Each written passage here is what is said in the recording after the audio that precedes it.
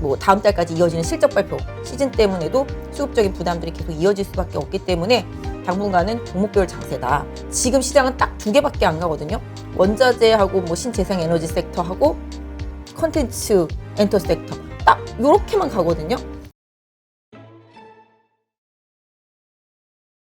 지금 같은 경우는 뭐 엔터주들이나 뭐 콘텐츠주들은 포장이 엄청나게 잘 돼 있는 상태잖아요. 그렇죠. 그러니까 지금 그렇고 뭐 2차 전지주들도 마찬가지고 뭐 외국의 뭐 학자는 그렇게 얘기를 하더라고요.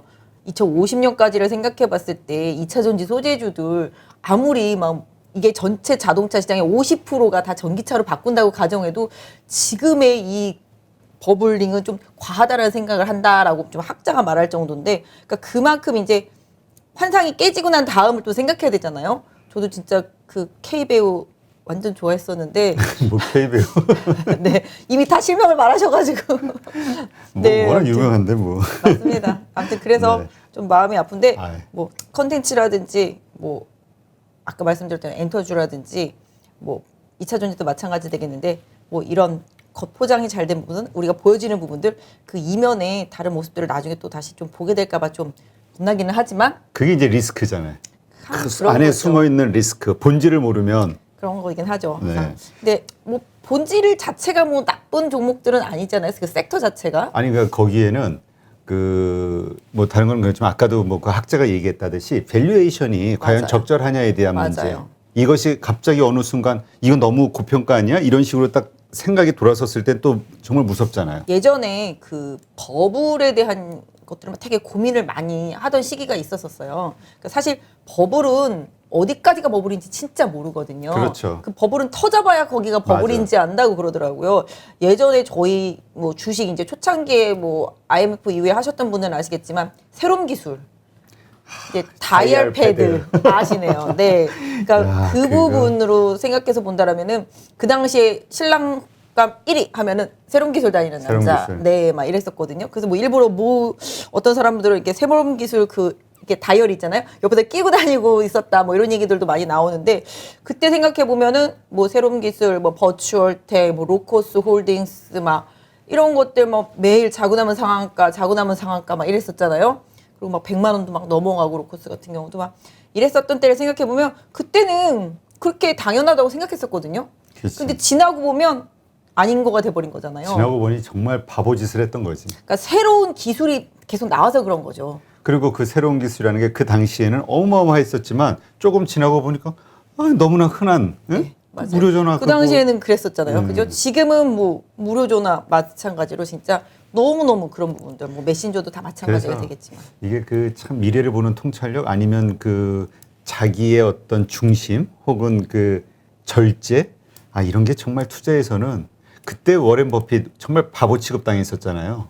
그 IT 버블 때 네네. 이미 워렌 버핏은 늙었다. 시대는 끝났다. 그러나 버블이 끝나고 났더니 승자는 결국 워렌 버핏. 뭐 그때는 뭐 어차피 워렌 버핏은 이제 가치가 없는 주식들한테는 이제 투자를 안 했었으니까. 그렇죠. 그래도 요새는 워렌 버핏 뭐 애플도 투자하고 뭐 다른 것도 투자하고 많이 바뀌었더라고요. 그 수석 그 뭐죠? 그 후계자가 그러는 것 같은데. 뭐 하여튼 일단 오늘 시장 어쨌건 하락으로 좀 마감했죠. 큰 네, 폭은 맞습니다. 아니지만. 네, 맞습니다. 뭐 시장이 단기적으로 지난번에 저희가 2,900선 깨지고 한 중간에 한 2,870선에서 저는 반등할 거라고 봤는데 그 살짝 이 정도에서 좀 반등을 하긴 했는데 기본적으로 기술적 반등 좀 이어지는 구간이었고요. 오늘 3,047까지 딱 제가 3,050 정도에서 최대 가면 한 3,100까지 예상을 하고 있는데요. 그 정도까지 일단 기술적인 좀 반등이 나왔고 그러다 보니까 좀 일정 부분 좀 차익 실현 매물들이 좀 나왔다라고 보실 수가 있겠습니다. 최근에 보시면 그 당시에 막 급락하고 공포감을 막 이렇게 조장했을 때 그때 불거졌던 이슈들 그 부분들이 해소된 건 사실은 없어요. 해소된 거는 그렇죠. 없는데 익숙해진 거죠. 그렇지. 네, 사람이 항상 익숙해지는 걸 조금 경계해야 되겠지만 이제 익숙해진 거죠. 테이퍼링 할 거야. 그다음에 뭐 금리 인상 하겠지. 인플레이션 이렇게 된 거잖아요. 근데 뭐 달라진 건 없어요. 그렇죠. 사실 뭐 미 국채 10년물 금리도 지금 1.6대 올라가 있고. 근데 이런 부분들이 항상 이제 익숙해진 거라는 거죠. 그러니까 알고 있다라는 거죠. 몰랐을 때랑 알았을 때랑 상당히 다른데 주식 시장도 마찬가지예요. 항상 이게 방향성은 다 알고 있지만 그 속도감 너무 급진적으로 훅 들어왔을 때 놀래는 그런 현상들 이런 부분들이 좀 있다라고 보셨으면 좋을 것 같은데 지금은 뭐 사실 달라진 건 없지만 멘트들이 좀 많이 달라졌죠. 중국에서 뭐 시진핑 같은 경우 뭐 헝다 문제는 이제 통제된다. 금융당국이 통제할 수 있다. 그리고 4분기에 인민은행이 추가적으로 양적 완화할 수 있는 룸이 있다라는 식으로 최근에 좀 얘기를 하고 또 그다음에 오늘 같은 경우는 최근에 이제 석탄을 계속 이제 더 중국에서 채굴 많이 한다고 지난번에 말씀드렸었잖아요. 그래서 석탄 가격 많이 빠지고 또 화학 제품 가격들 많이 빠지니까 또 관련주들 우르르 원자재 가격들 이런 부분들이 좀 많이 빠지면서 또 해당 관련주들이 좀 조정을 받았고요. 또 최근에 뭐 그때 지난주에 왔을 때 이제 메타버스 ETF 나왔다고 말씀을 드렸잖아요. 그 관련주들이 정말 하늘 높은지 모르고 올라가다가 뭐 사실 어제 넷플릭스 실적 발표하고 나서 더 붐업이 되긴 했어요. 근데 그래서 오늘 아침에 뭐 강하게 올라간 이후에 오후에 조금 차익 실현 매물이 나오긴 했습니다만은 그래도 상승세는 좀 유지된 상태였었고 상대적으로 아까 말씀드렸던 대로 원자재, 비철금속 이런 부분들이 좀 많이 빠지다 보니까 2차 전지, 소재 섹터 내에서도 조금 차익 실현 매물들이 좀 나오면서 상대적으로 주도주 섹터주들이 약간 좀 차익 실현 매물과 함께 조정 이런 부분들이 좀 나타났고 뭐 많이 빠졌던 납폭과대주들이 일정 부분 좀 순환 반등이 있었습니다만은 오후장에는 조금 힘이 떨어지는 모습들이 나타나면서 결과적으로는 좀 지수로 봤을 때는 이제 저항대에 거의 다다랐기 때문에 조금 시장에서 좀 차익 실현 매물들이 좀 나왔던 것 같습니다. 자, 그러면 이제 조정은 끝나고 이제 다시 상승이 시작이 되냐? 3,300선을 향해서 갈 것이냐? 아니면 여기서 저항을 맞고 다시 하락할 것이냐? 뭐 여러 가지 의견이 있잖아요, 네, 지금. 네. 어떻게 보세요? 개인적인 의견은. 저 개인적으로는 쉽게는 못 갈 거라고 생각을 하고 있습니다. 미국 시장 같은 경우는 사실 차트가 살아 있어요. 그 당시에도 빠질 때도 뭐 어느 정도까지는 빠질 거라고 좀 말씀을 드려왔었지만 미국 시장 같은 경우는 지금 60일선이 살아있는 상태고 그걸 뚫고 올라갔어요. 그렇기 때문에 미국 시장 같은 경우는 전 고점이 얼마 남지는 않았거든요. 근데 여기서 이제 왔다 갔다 하면서 미국 시장도 왜냐하면 고점일 때도 그렇고 바닥일 때도 그렇고 시장의 변동성이 많이 커지거든요. 변동성이 많이 커지다가 방향 잡히는 쪽으로 급전직상하거나 급전직하하는 흐름들이 좀 나타나게 되는데 미국 시장 같은 경우는 아직까지 좀 추세가 살아있는 상태고 왜 그러냐면 미국 시장 같은 경우는 최근에 나와지는 지표들이 그닥 나쁘지는 않았었거든요. 근데 다만 이제 최근에 이제 우려되는 부분들이 인플레이션 우려라는 부분들을 사실은 좀 잠재우기는 어렵습니다.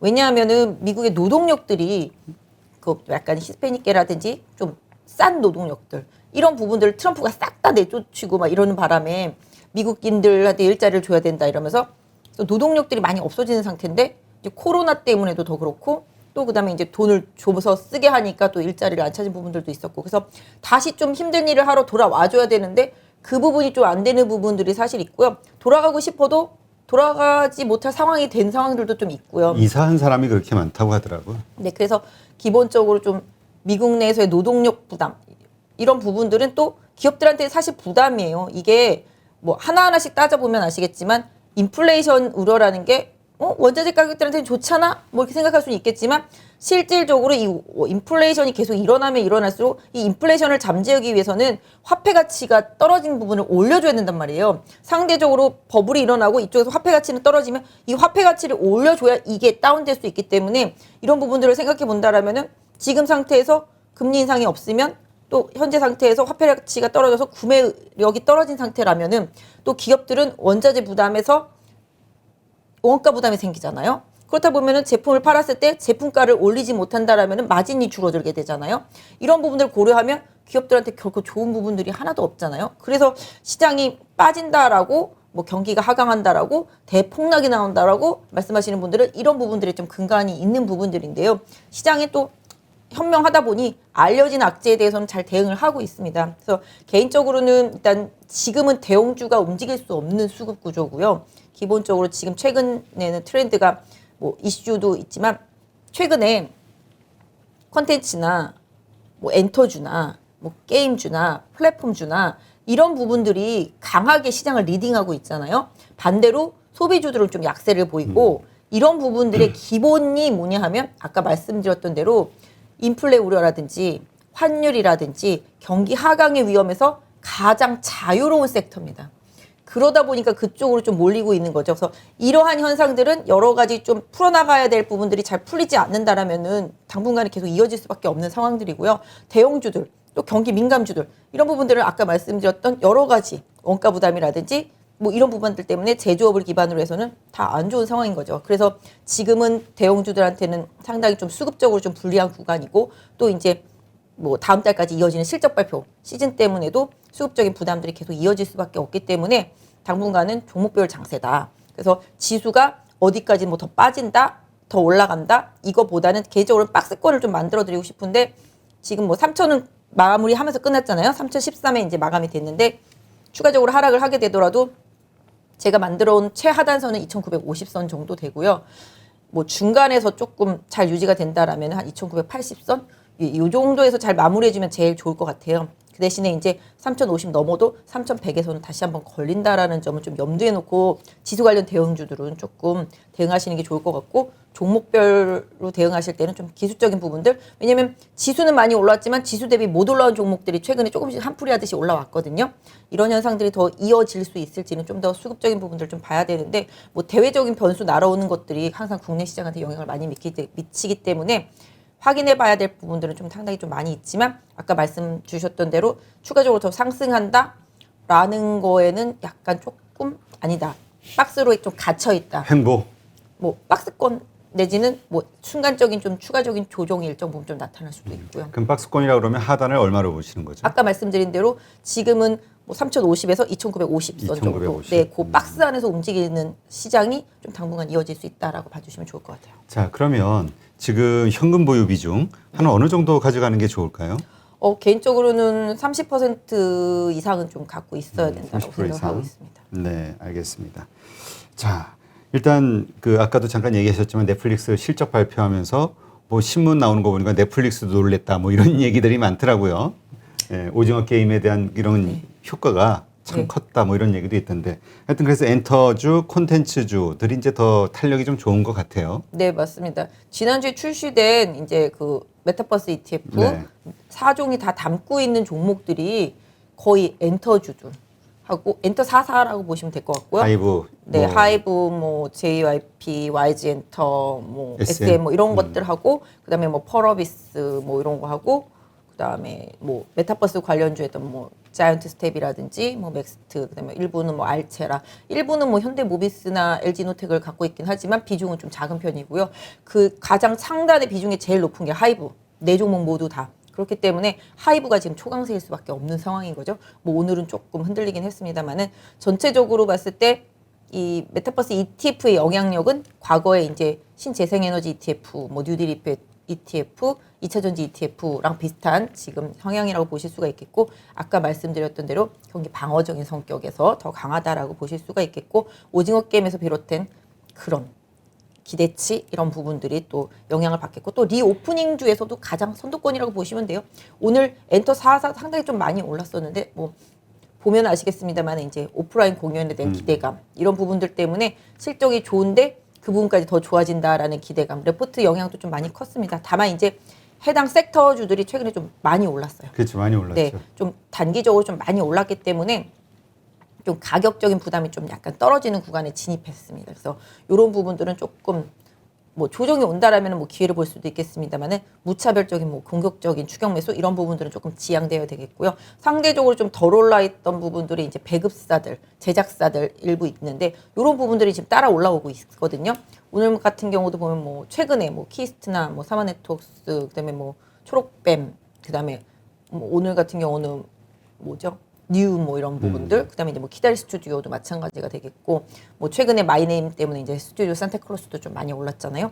이런 식으로 뭔가 좀 공급해가지고서 얻을 수 있는 뭐 제작 능력 그다음에 자금 능력 저는 뭐 개인적으로는 제콘스텐트리하고 이제 CJ ENM 뭐 스튜디오 드래곤 이런 좀 대형급들을 좀 후발로 좋게 보고 있었는데 그 종목들도 또 사실 많이 올랐어요. 내년에 넷플릭스양 오리지널 많이 나오는 내가 제콘텐트리라서 최근에 좀 이런 엔터 쪽 리포트 보면은 제 콘텐츠가 실적이 별로라서 안 좋게 얘기한 리포트가 나오지만 그거 다 무시한 상태로 움직이고 있거든요. 그래서 아무튼 그런 부분들이 뭐 시장에서 계속 영향을 미치고 있고 아까 말씀드렸던 대로 경기에 크게 영향받지 않으면서 지금 시장에 가장 적절한 섹터이기 때문에 시장에서 좀 돌려가면서 올리는 것 같아요. 그래서 그러다 보니까 게임이나 뭐 메타버스 관련주들 뭐 이런 부분들까지 다 연결되고 후발로 뭐 인공지능, 빅데이터 뭐 이런 쪽들까지 좀 움직이면서 뭐 오늘은 뭐 싸이월드 관련주들도 상당히 좀 강하게 올라오는 흐름들도 좀 나타났던 것 같아요. 네, 싸이월드는 정말 참 아까운 기업 같은데. 아 정말로 선도적이었었는데 그렇죠. 네 너무 앞서갔었어요 초반에. 그리고 그게 대기업으로 넘어간 게 결국 벤처 정신으로 막 이렇게 빠르게 막 그러니까 변화하면서 갔어요. 변화하면서 투자를 제대로 못하고 시장의 방향성을 못 따라간 게 그때 실패작이었었죠. 그러다가 갑자기 이제 페이스북 나오면서 그게 이제 전체적으로 더 리딩한 건데 뭐 어떤 면에서 보면은 지금 시대에 딱 맞는 게 이제 싸이월드였는데 시대를 좀 잘못하고 났다 해야 되나? 너무 먼저 앞서갔었다고 그래야 되나? 대신에 이제 앞서간 대신에 좀 끌고 갈 수 있는 뭔가 자금력이나 뭐 이런 부분들 좀 있었어야 되는데 그런 부분들이 좀 없었던 것도 일단 지금 같으면 아마 투자 어마어마하게 받을 수 있었을 텐데 그렇죠. 그 당시는 참 힘들어가지고 예 하여튼 지금 말씀하신 대로 그래서 이제 콘텐츠 주들도 그렇고 메타버스 관련 주들도 이제 많이 떠올랐단 말이죠. 그래서 이제까지는 그랬는데 굉장히 우리가 이제 앞으로가 중요하잖아요. 예, 앞으로 이 주식들이 더 오를 수 있냐? 콘텐츠나 엔터주 이제 많이 올랐으니 좀 이제는 우리가 새로 들어가기는 어렵잖아요. 가진 분들의 영역 이렇게 얘기할 수 있지 않나요? 뭐 그 생각을 살짝 할 수도 있는데요. 2차 전지 소재주들에 대해서 그런 생각을 했던 게 한 2달 전이 된 것 같아요. 근데 계속 갔으니까. 네, 지난번에도 제가 추석 때인가 그때 2차 전지 그때 한번 물어봤을 때 끝난 게 아직 아니라고 말씀드렸었잖아요. 조정이어도 계속 갔는데 사실 오늘은 좀 많이 빠지긴 하더라고요. 요새 좀 되게 웃긴 게 뭐 원소 기호 장세라고 그러던데요. 원소 기호에 등장하는 것들이 있잖아요. 네, 그런 것들이 좀 많이 가는데 그게 주로 암모니아. 다 이제 다 뭐 요새 그쵸? 알루미늄도 그렇고 뭐 다 마찬가지인 것 같아요. 그래서 그런 부분들 그래서 기본적으로 2차 전지에 들어가는 소재들. 근데 사실 2차 전지 섹터 내에서도 지금 순환매예요. 먼저 간 건 좀 쉬고 뭐 음극재 양극재 나누고 뭐 구리 동박 나누고 뭐 거기에 약간 좀 수소 들어가 있는 것들 신재생 에너지 테마까지 좀 섞어가지고서 계속 순환매예요 실제적으로. 그래서 이런 부분들 고려해서 본다라면은 뭐 아직 완벽하게 준 건 아닌 것 같고요. 오히려 또 조정은 기회다라는 생각을 할 수밖에 없는 섹터. 어차피 지금 시장은 딱 2개밖에 안 가거든요. 원자재하고 뭐 신재생 에너지 섹터하고 컨텐츠 엔터 섹터 딱 요렇게만 가거든요. 그러니까 그 안에서 지금 돈이 빠져나갈 만한 다른 변수가 생기기 전까지는 그 안에서밖에 뺑뺑이 돌 수밖에 없거든요. 하지만 이제 지난번에도 익숙함을 좀 경계하라는 말씀을 드렸다시피 빠지면 또 올라올 거야, 빠지면 또 올라올 거야라는 그런 그러다가 이제 익숙함이 뇌리에 팍 박혀서 완전히 이렇게 막 화석이 된 상태가 되면 나중에는 힘들어질 수도 있기 때문에 항상 좀 뭐랄까요 뇌를 좀 말랑말랑하게 해줘야 된다고 그러나요? 그래서 좀 사고를 좀 유연하게 가질 필요는 있겠는데 하지만 아직까지 그 수급이 빠져날 만큼 뭔가 새로운 이슈나 새로운 대안처가 크게 떠오르지 않았다. 이런 부분들 다만 이제 최근에 좀 자동차에 대해서는 긍정적인 얘기들이 좀 많이 나오고 있어서 대형주가 가려면 그쪽에서 좀 해줘야 되는데 아무튼 아직까지 대형주가 가기에는 수급 구조가 아직까지는 좀 강하지 않다라는 점 때문에도 그렇게 좀 계속 움직일 수밖에 없는 것 같고 상대적으로 대형주 단에서는 뭐 네이버나 카카오도 기술적인 반등을 강하게 하면서 역시 좀 플랫폼 섹터주들이 경기에 둔감하기 때문에 그런 부분들 같이 좀 영향을 좀 받고 있다고 보시면 맞을 것 같아요. 그러니까 어쨌든 기술적 반등이다 이렇게 보시는 거죠 개별주들도. 어떤 개별주? 아니 뭐 지금 네이버 카카오. 지금 현재까지는 그렇죠. 근데 기술적인 반등을 그때도 저희가 분석을 좀 해드렸었잖아요. 이 정도 오면 이 정도까지 올라올 거야. 거기 어디까지 올라올 거라고 예상했던 거에 지금 거의 한 70%, 80% 정도까지는 올라온 것 같기는 해요. 네. 그러면 지금 그렇게 가격이 많이 올랐음에도 불구하고 좀 상대적으로 가장 좀 그래도 좀 덜 올랐다 이렇게 생각하는 그 탑픽으로 보는 뭐 메타버스 관련해서 혹은 컨텐츠 관련해서 어디로 보세요? 참 어려운데요. 컨텐츠가 참 많이 올라가지고. 뭐 콘텐츠가 많이 올라오긴 했는데 뭐 오징어 게임의 인기를 계속 끌고 가려면 이 두 번째, 세 번째도 계속 히트작이 좀 나와줘야 되잖아요. 근데 그런 부분들이 좀 부족하게 되면 갑자기 열기가 확 식을 수가 있기 때문에 그 부분은 살짝 좀 경계를 할 필요는 있긴 그러니까 해요. 뭐 마이네임 스튜디오 산타클로스 뭐 거기 많이 올랐지만 마이네임이 그렇게 화려한 어떤 성적을 거두고 있는 건 아니잖아요. 뭐 제가 이렇게 댓글을 많이 봤는데 재미있다는 쪽이 20% 정도 되고요. 별로다라는 쪽이 한 80% 정도 되는 것 같더라고요. 보니까. 댓글이. 네.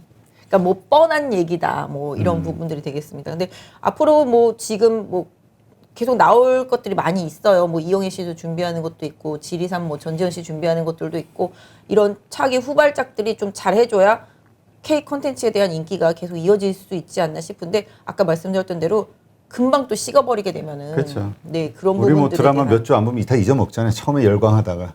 맞습니다. 그래서 그런 부분들 좀 고려해야 되는데 계속 이제 후발주자들을 만들어낼 수 있는 제가 생각할 때는 콘텐츠들이라든지 이런 영화 제작 배급사들 중요한 게 뭐냐면 이제 코로나 때문에 많이 못 만들었었거든요. 근데 이제 앞으로 활발하게 만들고 또 국내 콘텐츠주들에 대한 관심, 콘텐츠사들, 제작 배급사들에 대한 관심이 높아지면서 투자도 많이 받게 된다라는 말이죠.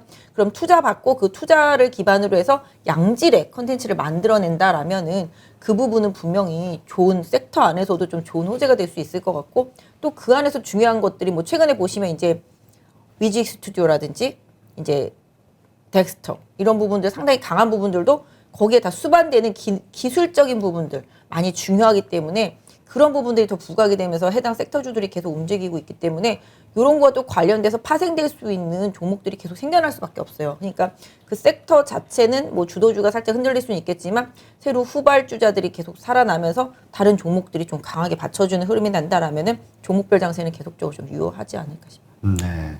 그러니까 지금 딱히 그렇게 그 탑픽으로 꼽을 만한 거는 없다. 그냥 섹터의 흐름만. 아 저는 좀 좋게 보는 종목이 그때 좀 대형주단을 좋게 보는데 저는 CJ E&M이랑 CJ 스튜디오 드래곤 요거 두 개는 계속 좋게 봐요. 자금력도 좋고 현재 이렇게 주가가 네, 오른 상황에서도 국내 OTT 업체로서도 막강한 자금력과 배급 능력, 그다음에 제작 능력까지 있기 때문에 원래 J 콘텐츠리, CJ E&M, 스튜디오 드래곤 요거 세 개 정도 가장 선호하고 있어요. 네, 알겠습니다.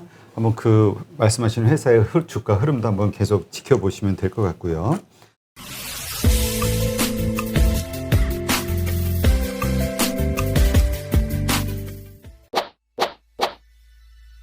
코로나발 경제 위기와 함께 찾아온 중국발 세계 경제 위기 들어보셨나요? 금융 위기가 여러분의 일생일 때 최고의 기회가 될 수 있다는 사실도 알고 계신가요? 중국 경제 독보적 1인자 성균관대학교 중국대학원 교수 안유아 교수에게 들어보는 줌 라이브 특강. 여러분에게 펼쳐질 구의 기회 하리로 머니톡에서 기회의 문을 열어드립니다.